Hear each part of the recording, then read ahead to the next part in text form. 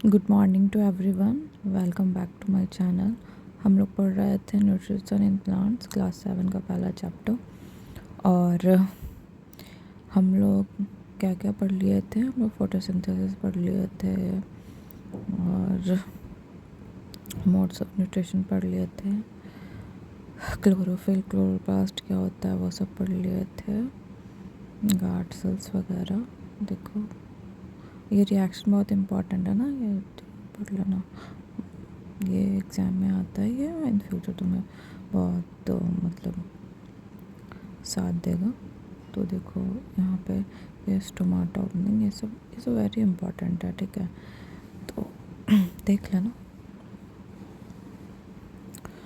Different types of modes of nutrition और देख लेते हैं। अब हम लोग पढ़ेंगे सेप्रोट्रॉप्स। सेप्रोट्रॉप्स क्या है वो पढ़ेंगे। देखो यहाँ पे एक एक्टिविटी भी दिया होगा कि सेप्रोट्रॉप्स है क्या। तो ये देखो,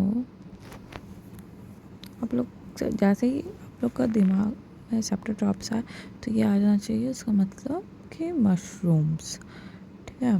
ये क्या होता है, सेप्रोट्रॉप्स डेड एंड डिकेइंग चीज़ों में ये उग जाते हैं, उससे न्यूट्रिशन लेते हैं। देखो यहाँ पे एक लाइन भी है, they have a different amount of nutrition, they absorb the nutrients from the bread, ठीक है। तो इस टाइप से है, तो इसे आप पढ़ लेना। जो चीज़ आपको नहीं समझ में आएगा, यहाँ पे एक एक्टिविटी है, take a piece of bread and moisten with water, and उसको 2 से 3 दिन छोड़ देना है। आफ्टर डेट वहाँ पे आपको कोई फ्लफी लाइक स्ट्रक्चर दिखेगा। देखो ये फ़ोटो पे है, तो फ्लफी लाइक स्ट्रक्चर जो है वो फंगस है। अब वो ब्रेड का न्यूट्रिशन लेके वो अपने आप को जीवित रख रहा है। तो the mode of nutrition in which organism taken nutrients from a dead and decaying matter is called saprotrophic nutrition. Such organism called saprotrophs. Fungi also grow in pickles, leather, cloths. हाँ देखो, moist condition मेन है fungi का। 2 चीज़ याद रखना कि वो moist condition में और dead and decaying में वो ग्रो कर जाते हैं। तो ये बहुत ज़रूरी है याद रखना। देखो wet and warm thing they get germinate and grow.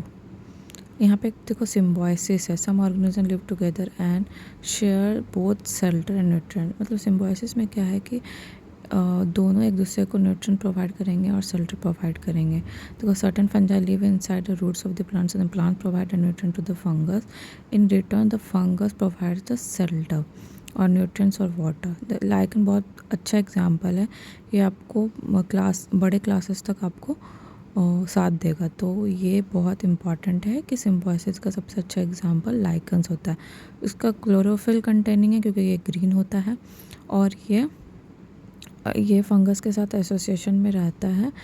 ये फंगस इसको न्यूट्रिएंट्स प्रोवाइड करता है और ये इसको शेल्टर। अब यहाँ हाउ न्यूट्रिएंट्स आर रिप्लेस, धीरे धीरे न्यूट्रिएंट्स धीरे धीरे सॉइल में कम कैसे होता जाता है।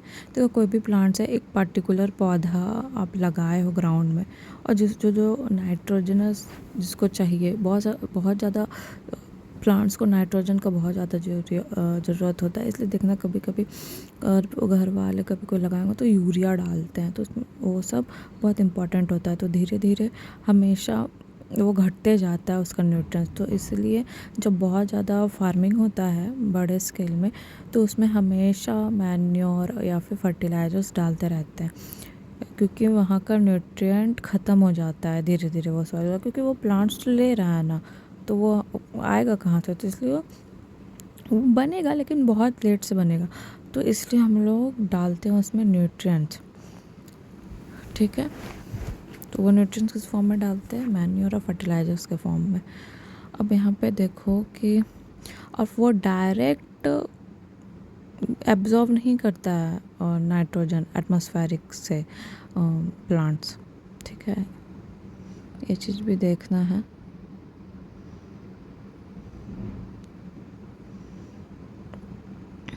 बस ये चैप्टर में यही था, और इस चैप्टर यही ख़त्म होता है। और आप लोगों को कुछ समझ में नहीं आया होगा तो आप लोग प्लीज़ बताइएगा। तब तक के लिए ये चैप्टर ख़त्म होता है, नेक्स्ट क्लास में हम क्वेश्चंस करवाएंगे। Bye bye.